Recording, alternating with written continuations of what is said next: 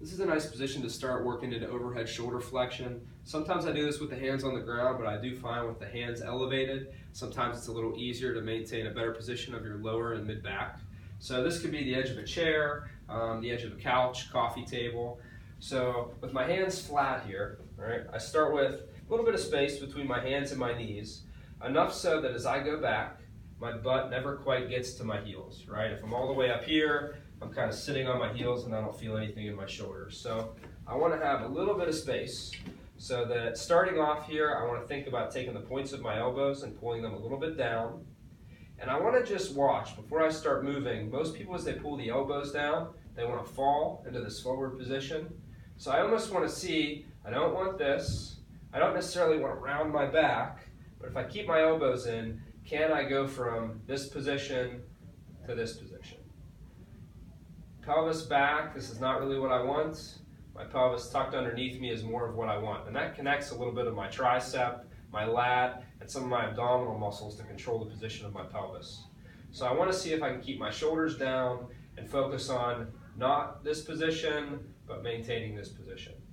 And once I do that little drill and I get the awareness of both, I'm going to try and keep that pelvis tucked underneath me, and I'm slowly going to sit back towards my heels as I keep my elbows pulled down.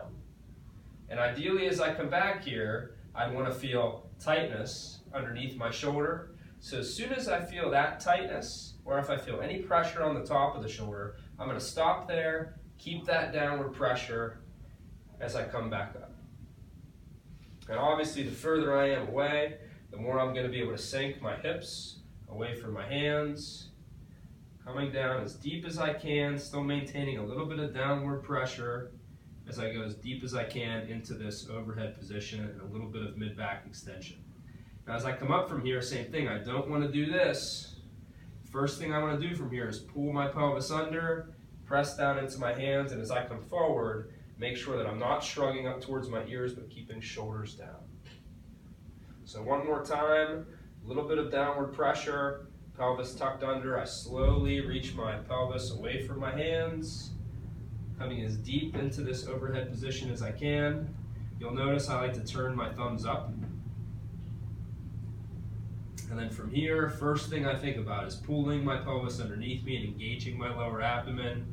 And then as I come up out of this position, watching out for this tendency to hike the shoulders, shoulders down, pulling my pelvis forward. So as I come forward, I really feel like I'm engaging underneath to try and take pressure off the top. The top of my shoulder is very soft and relaxed. So even if you start off at a short range here, you want to make sure you get the right mechanics versus going all the way to that position and hiking your shoulders up and letting your back arch. So even here, you may want to start with just a small amount of motion to see if you can keep that tension under the shoulder and have nothing on top.